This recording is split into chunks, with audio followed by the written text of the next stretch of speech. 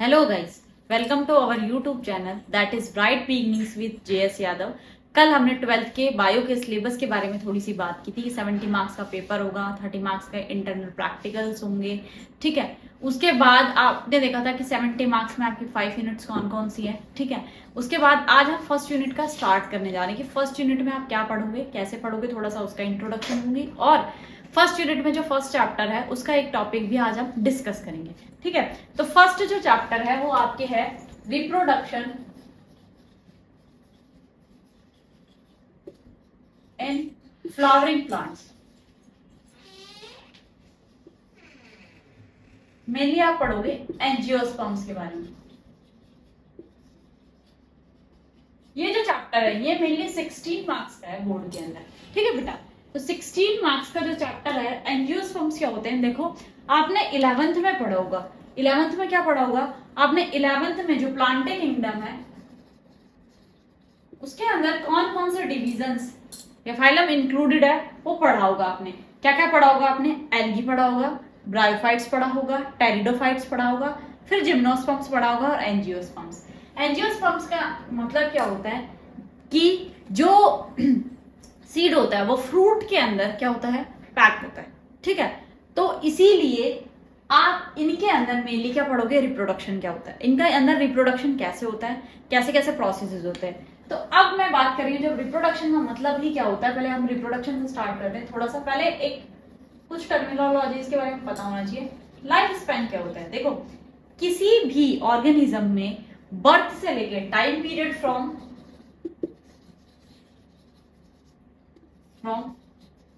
Birth to death, natural death. कैसी death? Natural death. तो जो टाइम पीरियड है वो बर्थ से लेके नेचुरल डेथ तक का जो टाइम पीरियड होता है उसे हम क्या कहते हैं बेटा? उसे हम कहते हैं लाइफ स्पैन, किसी भी ऑर्गेनिज्म की लाइफ स्पैन। अब क्या है, आपने देखा होगा कि हम जितने भी इस धरती में लिविंग बींग्स प्रेजेंट हैं वो सारे क्या हैं? इमोर्टल तो है नहीं। अब अमीबा वगैरह की बात अगर ना करूं तो मैं, जो माइक्रोस्कोपिक ऑर्गेनिजम्स होते हैं, अमीबा क्या होता है, ये जितने भी ये सेक्सुअल रिप्रोडक्शन से जिनमें डिवीजन होता है वो इमोर्टल मान लिए जाते हैं, क्योंकि उनसे एक सेल से दो सेल डिवाइड होकर नहीं बन जाती है। तो जो वो उनका जो साइटोप्लाज्म होता है और जो न्यूक्लियस होता है या जीनोमिक मटीरियल जो होता है वो क्या होता है? कंटिन्यूटी में चलता रहता है। तो उन्हें कह देते हैं कि वो इमोर्टल है। बट अगर नेचुरली हम जितने भी वर्टिब्रेटा की बात करें, ठीक है, वर्टिब्रेटा की या ये इसमें प्लांटे किंगडम की बात करें तो जितने भी लिविंग ऑर्गेनिजम्स है वो क्या है? मोर्टल है। यानी उनकी एक फिक्स टाइम लाइफ स्पैन होता है। यानी देखो जो प्लांट्स होते हैं कुछ तो 300 साल जिंदा रहते हैं, हमारा जो है नॉर्मली 60 to 70 के बीच में रहता है। ठीक है, गाय भैंस अगर आप बात करो, काउस और डॉग्स और इनकी बात करो तो 14 to 15 ईयर्स तक रहते हैं। टोटोइस की बात करो तो 300 ईयर्स तक जीता है। ठीक है, इसमें जो फर्स्ट चैप्टर आपका इंट्रोडक्शन था वो तो कट है, वो क्या है? इस यूनिट का बेस है। तो बेस के बारे में हम थोड़ा सा तो डिस्कस करेंगे, उसके बाद हम डायरेक्ट एंथर के स्ट्रक्चर पे स्विच करेंगे। ठीक है, तो ये लाइफ स्पैन होता है। दूसरी बात आपने देखा कि रिप्रोडक्शन क्या होता है। मैं किस बात कर रही हूँ? रिप्रोडक्शन। रिप्रोडक्शन क्या होता है बेटा? Give birth to new young ones. ठीक है, यानी अपने पेरेंट्स के जैसे न्यू यंग वंस को बर्थ देना, है ना, या ऑफस्प्रिंग्स को जन्म देना क्या कहलाता है? रिप्रोडक्शन कहलाता है। रिप्रोडक्शन एसेंशियल क्यों है? क्योंकि किसी भी क्या करना, किसी भी जो लिविंग बींग है उसकी लाइफ की कंटिन्यूटी को मेंटेन रखने के लिए उस स्पीशीज की रिप्रोडक्शन एसेंशियल क्यों है? देखो मेरी बात ध्यान से सुनना, ये थोड़ा सा आपको डिटेल में बताने के चक्कर में, ताकि आपको हर एक चीज बहुत अच्छे से एक्सप्लेन हो। देखो रिप्रोडक्शन जो है वो कंटिन्यूटी ऑफ लाइफ स्पीशीज बनाने के लिए बहुत असेंशियल है ना। कंटिन्यूटी ऑफ स्पीशीज यानी अर्थ पे जितनी भी स्पीशीज प्रेजेंट है उनकी कंटिन्यूटी को मेंटेन रखने के लिए रिप्रोडक्शन बहुत जरूरी है। रिप्रोडक्शन कितने टाइप का होता है? बचपन से पढ़ते आ रहे हो, रिप्रोडक्शन 2 टाइप का होता है। कौन सा? Asexual and sexual. देखो इसका थोड़ा सा इंट्रोडक्शन दे देती हूँ जिन्हें पता नहीं होगा। एसेक्सुअल रिप्रोडक्शन क्या होता है बेटा? जिसके अंदर सिंगल पेरेंट की जरूरत होती है, जिसके अंदर आइडेंटिकल क्लोन्स की फॉर्मेशन होती है, जिसके अंदर वेजिटेटिव प्रोपोगेशन पॉसिबल है फ्रेगमेंटेशन से, स्पोर फॉर्मेशन से, ठीक है, रूट से, स्टैम से, लीफ से, किसी से भी डिवीजन होके क्या बन जाता है? नया ऑर्गेनिज्म बन जाता है। दूसरी चीज इसके अंदर आइडेंटिकल क्लोन्स की फॉर्मेशन होती है।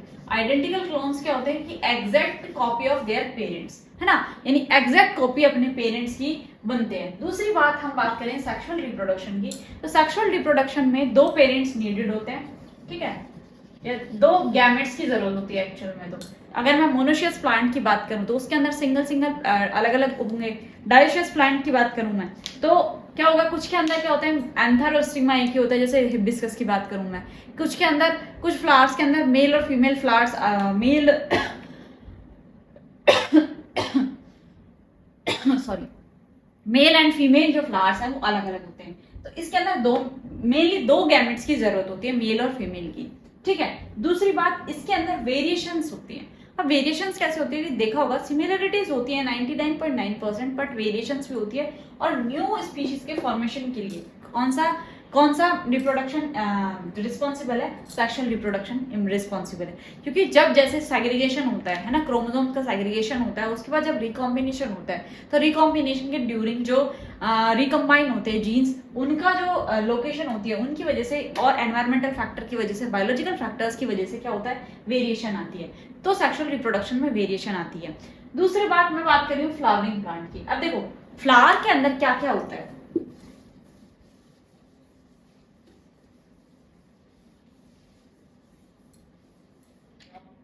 फ्लावर क्या है, एक फैसिनेटिंग ऑर्गन है, आपने पता देखा होगा। फ्लावर का यूज क्या क्या है ये सब आपको पता है क्या, कोई भी इसकी रिलीजियस वैल्यू है, इसकी साइंटिफिक वैल्यू है, ठीक है। और यू नो फ्लावर को आप रिलीजियस हर भगवान के आगे फ्लावर चढ़ाते हो, ठीक है। उसके अलावा साइंटिफिक वैल्यू स्टडीज के लिए, ठीक है। दूसरी बात मेडिसिनल वैल्यू भी है, तो मैं आपको पता है कि कई फ्लावर्स बहुत सारे यूज में आते हैं, अभी हम आगे पढ़ेंगे। तीसरी चीज जो है वो आपकी फीलिंग्स, इमोशंस को शेयर करने में भी फ्लावर का एक बहुत बड़ा रोल है। तो आपको पता है कि हम किसी फंक्शन, किसी को गिफ्ट कर रहे होते हैं तो बुके गिफ्ट कर देते हैं, डिफरेंट काइंड ऑफ फ्लावर्स, ठीक है। एक्सप्रेस लव फील कर मतलब एक्सप्रेस करना है फीलिंग्स को, चाहे वो लव की हो, चाहे किसी की डेथ हो गई हो, तो भी आप देखते हो कि उसके उस पर भी व्हाइट फ्लावर्स चढ़ाए जाते हैं। तो ये सारी चीजें क्या है कि फ्लावर के अंदर क्या है, फ्लावर किससे बना है। तो फ्लावर जो एक्चुअल में है वो क्या है, एक मॉडिफाइड शूट है बेटा। क्या है, मॉडिफाइड शूट है, यानी स्टैम के कुछ पोर्शंस या लीव्स के कुछ पोर्शंस लीव इंटरनोड्स के बीच में क्या होता है, मॉडिफाइड होता है। और किसका फॉर्मेशन होता है, फ्लावर का फॉर्मेशन होता है, ठीक है। यानी मियोटिक डिवीजन के थ्रू फ्लावर का प्रिमोर्डियल के अंदर क्या होता है, मियोटिक डिवीजन होता है, जिससे क्या होता है, फ्लावर का फॉर्मेशन होता है। इसके अंदर और हार्मोनल चेंजेस होते हैं, ठीक है।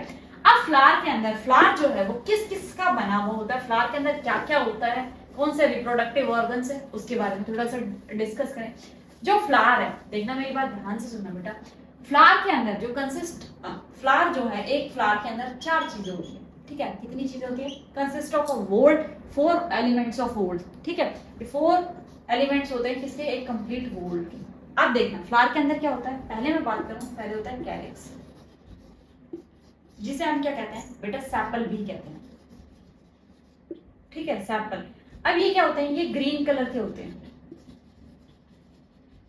ठीक है। इनका काम क्या होता है, जब बडिंग स्टेज में होता है, जब चेंजेस नहीं होते हैं तो क्या करना, उस फ्लावर को प्रोटेक्ट करना। दूसरी बात, ये ग्रीन कलर के क्यों होते हैं, फोटोसिंथेसिस में हेल्प करते हैं, ताकि फ्लावर की ग्रोथ के लिए इन्हें ज्यादा से ज्यादा क्या बना सके, खाना बना सके, और फ्लावर को ज्यादा से ज्यादा क्या मिल सके, फूड मिल सके। दूसरा जो पोर्शन होता है वो होता है कोरोला का। किसका होता है, कोरोला का। इसे हम क्या कहते हैं, पैटर्न कहते हैं। ये कलरफुल होते हैं, कैसे होते हैं, कलरफुल एजेंट होते हैं। ये मेन क्या काम करते हैं, देखो बडिंग स्टेज में तो ये क्या काम करेंगे, जो आपके मेल और फीमेल गैमेट्स का जो डेवलपमेंट हो रहा है उनको प्रोटेक्ट करेंगे, यानी एंथर को और ओवरी को प्रोटेक्ट करेंगे। दूसरी चीज, ये कलरिंग क्यों होता है, ये इनसे एक फ्रेगनेंस आती है, क्यों आती है, ताकि ये क्या करे, पॉलिनेटर्स को अट्रैक्ट कर सके। इनका दूसरा काम क्या है कि पॉलिनेटर्स को अट्रैक्ट कर सके, ठीक है। और इन्हीं पेटल्स की वजह से, इन्हीं फ्रेगनेंस की वजह से आप क्या करते हैं, इन्हें डिफरेंट यूज में लेते हैं फ्लावर्स को, ठीक है। रिलीजियस वैल्यू है कि किसी मंदिर में चढ़ाना है, किसी को गिफ्ट करने हैं, तो ये सारी चीज क्या है, इन पैटर्न्स की वजह से होते हैं। ये कलरफुल होते हैं, डिफरेंट कलर्स के होते हैं, इनकी साइज डिफरेंट होती है। उसके बाद में जो तीसरा पार्ट है फ्लावर के अंदर, वो होता है, किसका होता है बेटा, एंड्रोशियम।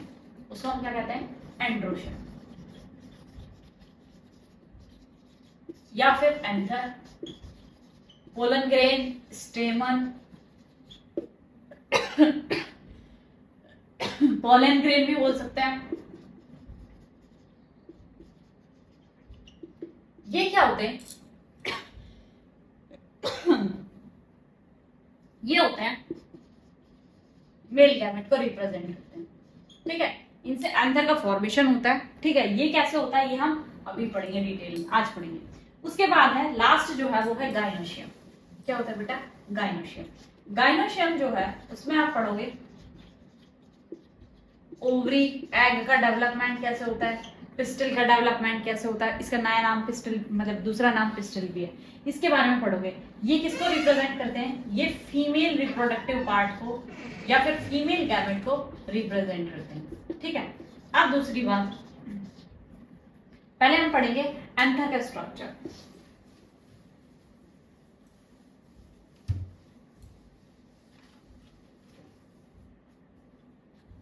एंथर जो है आपने देखा होगा, अगर मैं फ्लावर की बात करूं तो फ्लावर में एंथर जो है आपने देखा होगा एक येलोइश पाउडरी सब्सटेंस होता है, ठीक है। अगर नहीं देखा हो तो देखना, सबसे अच्छे से दिखाई देते हैं हिबिस्कस के प्लांट में।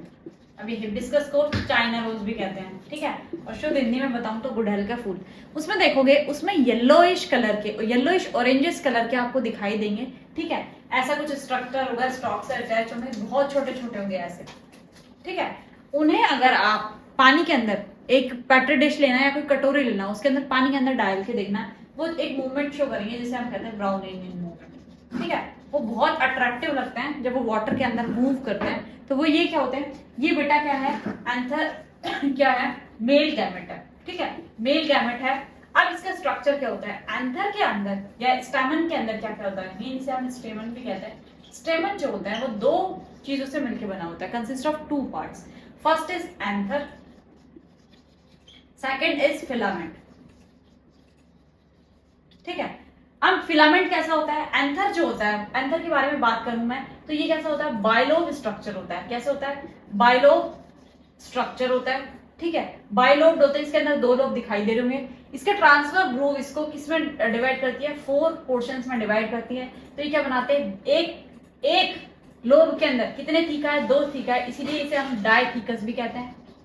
क्या कहते हैं? बाइलोब और डाइथीकस होता है, ठीक है। और अगर ओवरऑल कंप्लीट एंथर का स्ट्रक्चर देखें तो ये टेट्राड बनाता है, यानी इसके अंदर कितनी सेल्स होती है?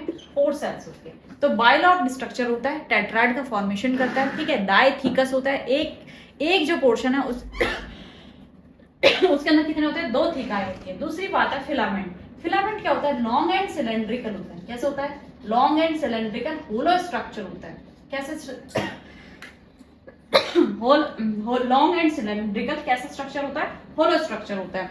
और इसका जो प्रॉक्सिमल एंड है, देखो फिलामेंट का जो डिस्टल एंड है उसके ऊपर तो एंथर होता है। ये जो अगर मैं ऐसा स्ट्रक्चर यहां बनाऊं, देखो ये है, यहां पे तो ये एंथर अटैच है डिस्टल एंड पे, तो ठीक है। ये फिलामेंट है।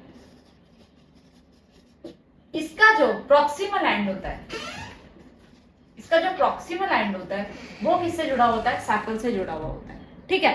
सैपल से जुड़ा हुआ होता है। ये हो गई इसकी बात। इसकी length size species to species क्या करती है? वेरी करती है, ठीक है। अब मैं बात करूं एंथर की, तो एंथर जो होता है, एंथर का फॉर्मेशन की बात करूं या माइक्रोस्पोरोजेनेसिस, इसके अंदर एक प्रोसेस पढ़ेंगे हम, माइक्रोस्पोरोजेनेसिस। एंथर के अंदर क्या होती है बेटा? देखो जब यंग एंथर के बारे में पढ़ो तो यंग एंथर के अंदर क्या होती है?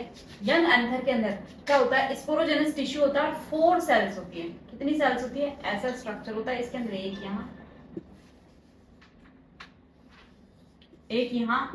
और एक सेल, ठीक है। इसके अलावा इसमें कितना?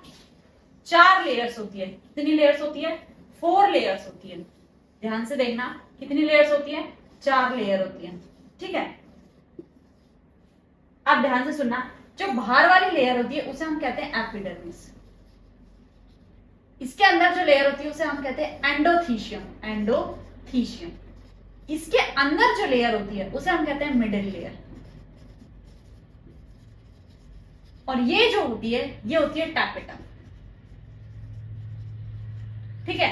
एपिडर्मिस जो है वो आउटर लेयर कहलाती है और इसका मेन काम क्या है? प्रोटेक्शन करना, ठीक है। एंडोथीशियम, ये तीनों में से प्रोटेक्टिव लेयर होती है। एंडोथीशियम भी सिंगल लेयर्ड होती है और ये एपिडर्मिस को सपोर्ट का काम करती है। जो मिडिल लेयर होती है ये 1 to 3 लेयर्स की बनी हुई होती है और ये इसे क्या करती है, स्पोरोजेनस टिश्यू को जो है वो सेफ रखती है। ये आउटर लेयर जो है टैपिटम, ये क्या होता है, टैपिटम जो है बेटा, टैपिटम कैसी होती है, मल्टी न्यूक्लिएटेड होती है या एक से ज्यादा न्यूक्लियस होता है इसके अंदर और इसी का मेन रोल है। ये मेनली क्या काम, इसके अंदर डेंस साइटोप्लाज्म होता है। कैसा साइटोप्लाज्म होता है बेटा, डेंस साइटोप्लाज्म होता है। डेंस साइटोप्लाज्म जहां भी होगा वहां दो ही काम होते हैं, या तो कोई चीज सीक्रेट करेगी या फिर नरिशमेंट का काम करेगा। तो जैसे मैंने कहा यहाँ पे इसको क्या करेगा, ये जो स्पोरोजेनस टिश्यू है इसके अंदर जो है वो है क्या है, स्पोरोजेनस टिश्यू। ठीक है, स्पोरोजेनस टिश्यू जो है वो टोटिपोटेंट सेल होती है, मतलब कि इसके अंदर जितने भी मियोटिक डिवीजन होंगे उससे क्या बनेंगे, पोलन ग्रेन्स का फॉर्मेशन होगा। तो डेंस साइटोप्लाज्म के अंदर ये टैपिटम क्या काम करती है, ये काम करती है न्यूट्रिशन प्रोवाइड करवाने का, न्यूट्रिशन या नरिशमेंट प्रोवाइड कराने का, क्या करने का, डेवलपिंग एंथर जो होगा, ये एंथर का जो डेवलपमेंट होगा उसे क्या काम करेगी, ये क्या प्रोवाइड कराएगी, ये न्यूट्रिशन प्रोवाइड करेगा इस स्पोरोजेनस टिश्यू के अंदर। ठीक है, ये यंग स्पोरोजेनस टिश्यू के अंदर क्या होगा, ये स्ट्रक्चर आपको समझ में आ गया होगा। अब ये जो यंग स्पोरोजेनस टिश्यू है इसके अंदर क्या होगा, मियोटिक डिवीजन होगा, इससे क्या बनेंगे, एंथर्स बनेंगे।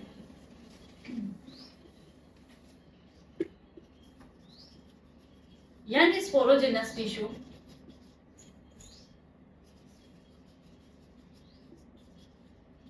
के अंदर कौन से डिवीजन होंगे, मियोटिक डिवीजन होंगे।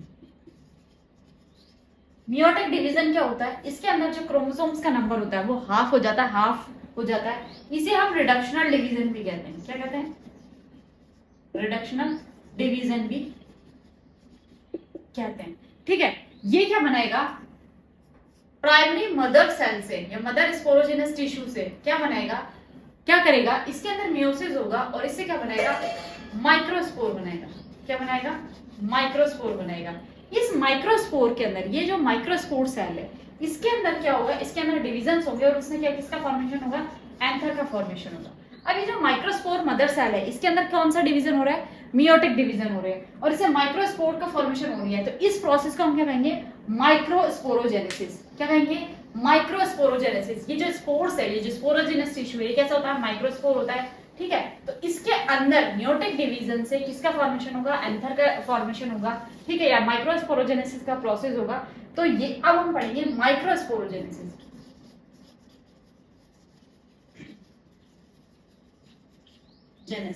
ठीक है, अब देखो माइक्रोस्पोरोजेनेसिस के अंदर क्या होगा कि पहले क्या होगा, जो एंथर होती है उसके बारे में थोड़ा सा बता देती हूँ। जो एंथर होता है ना बेटा, उसके अंदर क्या होता है, एंथर के अंदर दो टाइप की सेल्स होती है। ठीक है, कौन कौन सी, आउटर जो सेल्स होती है उन्हें हम कहते हैं एक्साइन, और जो इनर सेल मास होता है, इनर सेल को हम कहते हैं एंडाइन। ठीक है, अब यंग के बाद नेचुरल एंथर का बता देती हूँ, फिर माइक्रोस्पोरोजेनेसिस बताऊंगी। अब आउटर लेयर जो होती है, ये साइटोप्लाज्मिक मूवमेंट होते हैं। अब इसके अंदर देखना, जो आउटर लेयर है वो एक्साइन है, वो हार्ड होती है और स्पोरोलैनिन सब्सटेंस की बनी होती है। कौन सा सब्सटेंस, स्पोरोलैनिन। ये स्पोरोलैनिन सब्सटेंस जो होता है ये हार्ड सब्सटेंस होता है। ये क्या काम करता है, इसके ऊपर किसी भी एसिड बेस का कोई रिएक्शन नहीं होता, ये प्रोटेक्शन का काम करता है। ठीक है, दूसरी चीज टेम्परेचर ह्यूमिडिटी का इस पे कोई इफेक्ट नहीं पड़ता। तो ये क्या काम करता है, इस एंथर को प्रोटेक्ट करने का काम करता है। दूसरी बात, ये कहीं कहीं पे गायब होती है, उसे हम कहते हैं जर्म पोर। ठीक है, वहीं से क्या होगा, उस जर्म पोर से पोलन ट्यूब का फॉर्मेशन होगा जब फर्टिलाइजेशन होगा। ठीक है, तो ये डिसकंटिन्यूअस लेयर होती है, ये सबसे हार्ड सब्सटेंस की बनी हुई होती है और इसी एक्साइन की वजह से ये जो एंथर है ये किसकी तरह एक्ट करते हैं, ये एक्ट करते हैं फॉसिल फ्यूल की तरह। यानी जो एंथर्स है वो लाखों करोड़ों साल अगर जिंदा है तो वो किसकी वजह से, इस सब्सटेंस स्पोरुलाइन की वजह से है और इस एक्साइन लेयर की वजह से, जिसकी वजह से वो क्या फॉसिल में कन्वर्ट हो जाते हैं, डिग्रेड नहीं होते हैं। ठीक है, दूसरी लेयर जो है वो है एंडाइन। ये क्या होती है, ये जैसे कि मैंने कहा एक्साइन थिक होती है, थिन होती है, इलास्टिक लेयर होती है, डिजेनरेटिव लेयर होती है। ठीक है, अब ये डिजेनरेटिव लेयर होती है तो क्या होता है, ये डिजेनरेट हो जाती है। ठीक है, इसी के अंदर क्या होता है, इसी के अंदर फर्दर चेंजमेंट्स होते हैं जिसके अंदर, जिससे क्या बनते हैं, वेजिटेटिव और जनरेटिव सेल्स बनते हैं। ठीक है, अब देखो माइक्रोस्पोरोजेनेसिस के अंदर क्या होगा, एक सेल है उसके अंदर पहले क्या होगा, डिवीजन स्टार्ट होगा। ठीक है, ये सेल है, इसके अंदर साइटोप्लाज्म है, डेंस साइटोप्लाज्म है, ठीक है। इसके अंदर वैक्यूल्स का फॉर्मेशन होगा, ठीक है। ये न्यूक्लियस है, तो इसके अंदर क्या होगा, वैक्यूल्स का फॉर्मेशन क्यों होगा, वैक्यूल्स का फॉर्मेशन होगा फूड स्टोरेज के लिए और फर्दर डेवलपमेंट के लिए। इसके अंदर जो है एक इंटाइन और एक्साइन को मैं लेयर नहीं कर रही हूँ, ऐसी ऐसी लेयर दे रखी है बुक में। मेरा मेन जो फंक्शन है वो देखो, जो एक सेल बनेगी वो होगी वेजिटेटिव सेल, लार्ज सेल होगी, लार्ज एरिया ऑक्यूपाई करेगी। इसका जो न्यूक्लियस होगा वो प्रोमिनेंट होगा, साइटोप्लाज्म होगा। ये वेजिटेटिव सेल्स जो है वो क्या काम करेगी, मेनली सपोर्ट का काम करेगी, न्यूट्रिशन प्रोवाइड कराने का काम करेगी। दूसरी जो सेल बनेगी वो कौन सी सेल बनेगी बेटा, जनरेटिव सेल्स बनेगी। पहले इसके अंदर ऐसे स्पिंडल फाइबर्स का फॉर्मेशन होगा, उसके बाद क्या होगा, ये जो साइटोप्लाज्मिक इंक्लूजन से बनेगी, कौन सी सेल बनेगी, जनरेटिव सेल। क्या होगी, जनरेटिव सेल। ये जनरेटिव सेल जो होगी ये क्या होगी, स्मॉल होगी साइज के अंदर, ठीक है, स्मॉल साइज के अंदर होगी। दूसरी बात, यूनिन्यूक्लिएट होगी, यानी इसके अंदर सिंगल न्यूक्लियस प्रेजेंट होगा। तीसरी बात, ये जनरेटिव सेल्स ही क्या करेगी, एंथर के फॉर्मेशन में हेल्प करेगी। जो मैंने मैच्योर एंथर में लेयर्स बताई ना, वो इस जो एंथर का फॉर्मेशन हो रही है, जो एंथर का स्ट्रक्चर हमने स्टार्टिंग में पढ़ा, वो किस वजह से बनता है, जनरेटिव सेल्स की वजह से होगा। इसके अंदर मियोटिक डिविजन्स होंगे, ठीक है। उसके बाद क्या होगा, ये जो वेजिटेटिव सेल है ये इसे कंटिन्यूअसली नरिशमेंट प्रोवाइड कराएगी ताकि इसके हेल्प, जो इसकी ग्रोथ है उसके अंदर हेल्प कर सके। जनरेटिव सेल्स में मियोसिस होगा और उसके अंदर किसकी फॉर्मेशन होगी, एंथर की फॉर्मेशन होगी। दूसरी बात, एंथर जो है, यानी ये दो सेल स्टेज है, जनरेटिव और वेजिटेटिव सेल। तो एंथर कई बार तो क्या होता है, 60% ऑफ द एंथर जो है उनका डहीसेंस, डहीसेंस का मतलब झड़ना, उनकी जो डहीसेंस है वो 2 सेल स्टेज पे हो जाती है। कुछ में क्या होता है, इस वेजिटेटिव सेल के अंदर भी डिवीजन हो जाता है, माइटोसिस हो जाता है। उसके बाद ही क्या होता है, 40% जो रिमेनिंग एंथर है उनका डाइसेंस यानी उनका झड़ना कब होता है, 3 सेल स्टेज के ऊपर होता है। ये भी बात समझ में आ गई। दूसरी बात, एंथर्स जो होते हैं उनकी वाइबिलिटी क्या होती है, वाइबिलिटी का मतलब है वो कितनी देर तक जिंदा रहते हैं, ठीक है। तो वाइबिलिटी जो है, अगर मैं वीट में, पैडी में, सीरियल्स में बात करूं तो 30 मिनट्स होती है। पीज में, रोजेसी में, सोलोनेसी में, कुछ फैमिलीज के अंदर बात करूं तो इनकी जो वाइबिलिटी होती है वो मंथ्स तक होती है, यानी 6 मंथ्स तक भी होती है, ठीक है। एंथर्स की वाइबिलिटी, ये हो गई एंथर की वाइबिलिटी की बात। दूसरी बात, मैं अगर एक और बात करूं तो आपने देखा होगा कुछ एंथर्स जो होते हैं वो एलर्जी कॉज करते हैं, यानी किसकी वजह से, ब्रोंकाइटिस और अस्थमा। देखो एंथर की जो एलर्जी है उससे मेनली जो प्रॉब्लम होती है वो किसमें होती है, रेस्पिरेटरी ट्रैक्ट के अंदर होती है। रेस्पिरेटरी ट्रैक्ट में कौन कौन सी बीमारियां हो सकती है आपको, एक हो सकता है ब्रोंकाइटिस, ठीक है, एक हो सकता है अस्थमा, एक हो सकता है नॉर्मल एलर्जी भी हो सकती है, ठीक है। अब मैम ऐसे एंथर का कोई एग्जांपल, पार्थेनियम ग्रास का नाम सुना होगा, कैरेट ग्रास का नाम सुना होगा, ठीक है। तो वो जो कैरेट ग्रास है जिसे आप शुद्ध हिंदी में गाजर घास कहते हो, उसके जो एंथर होते हैं वो मेनली सांस की बीमारी कॉज करते हैं। वो किसके थ्रू आई थी, अमेरिका से वीट के साथ आई थी, ठीक है। तो उसके एंथर क्या काम करते हैं, हमारी बॉडी में एलर्जी कॉज करती है। दूसरी बात, एंथर्स जो है वो सप्लीमेंट्स की तरह भी यूज होते हैं, ठीक है। उनकी कुछ जैसे रेसलर्स जो होते हैं, हॉर्स जो होते हैं, उन्हें कुछ प्लांट्स के सिरप्स या फिर टैबलेट्स दी जाती है ताकि क्या हो सके, रेसलर्स और उनकी क्या इंक्रीज की जा सके, उनका स्टैमिना इंक्रीज करने के लिए एंथर के सप्लीमेंट्स की फॉर्म में क्या आएगा, सिरप्स आएंगे और टैबलेट्स आएंगे, ठीक है भाई। अब आता है एंथर का स्टोरेज। क्या हम एंथर को स्टोर कर सकते हैं, हाँ जी। आजकल देखा होगा आपने कि सभी में मेल और फीमेल जो भी रिप्रोडक्टिव पार्ट्स होते हैं, जो रिप्रोडक्टिव मेल पोर्शन होता है, उनको स्टोर किया जाता है। उनको स्टोर कैसे किया जाता है, लिक्विड नाइट्रोजन को लिक्विड नाइट्रोजन फॉर्म में 196 डिग्री सेंटीग्रेड पे, माइनस में 196 डिग्री सेंटीग्रेड पे हम क्या कर सकते हैं, स्टोर कर सकते हैं। इन्हें स्टोर करके हम उस स्पीशीज की कंटिन्यूटी को मेंटेन कर सकते हैं, उसे बाद में यूज में ले सकते हैं, ठीक है। जिसकी कैपेबिलिटी या कैपेसिटी अच्छी हो, जिसके कैरेक्टरिस्टिक्स अच्छे हो, जिसके जीन्स अच्छे हो, जिनसे हमें प्रोडक्टिविटी ज्यादा से ज्यादा मिल सके, है ना। तो उसके लिए हम एंथर्स को क्या कर सकते हैं, स्टोर भी कर सकते हैं, ठीक है। इसे हम कोल्ड स्टोरेज भी बोलते हैं, ठीक है। एंथर को स्टोर करने के लिए लिक्विड नाइट्रोजन और टेम्परेचर जो चाहिए वो -196 डिग्री सेंटीग्रेड चाहिए।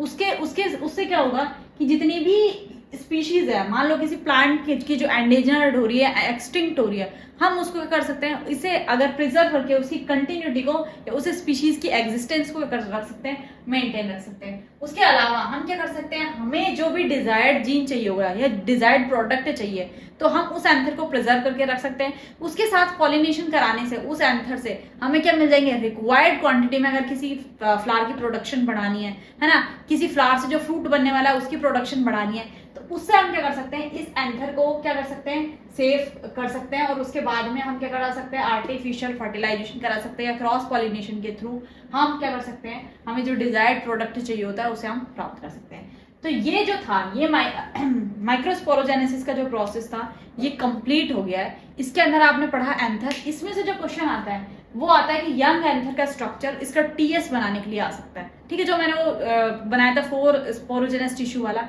इसका स्ट्रक्चर आ सकता है। दूसरी बात, एंथर क्या होता है, इसका डायमीटर वायमीटर 25 से 50 के बीच में रेंज करता है, वो कोई नहीं पूछता क्योंकि इसकी जो स्पीशीज की जो रेंज है वो क्या करती है, वेरी करती है। ठीक है, इसका साइज भी वेरी करता है स्पीशीज टू स्पीशीज। ठीक है, तो आज के लिए इतना ही। होप कि आपको ये क्लास अच्छी लगी, समझ में आई होगी। तो आप इसे ज्यादा से ज्यादा लाइक कीजिए, शेयर कीजिए और हमारे चैनल को सब्सक्राइब कीजिए। Thanks for watching.